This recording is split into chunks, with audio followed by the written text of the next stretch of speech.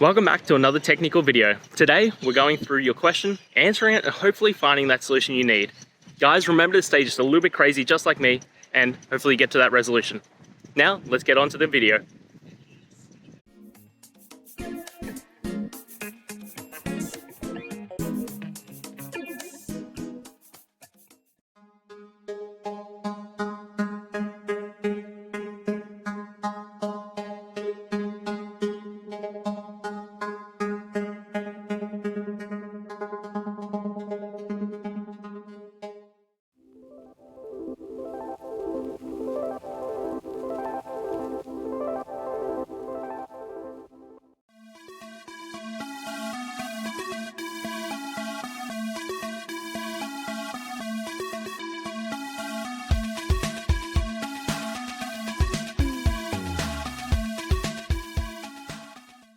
And that's it. I hope you found the solution that you're looking for.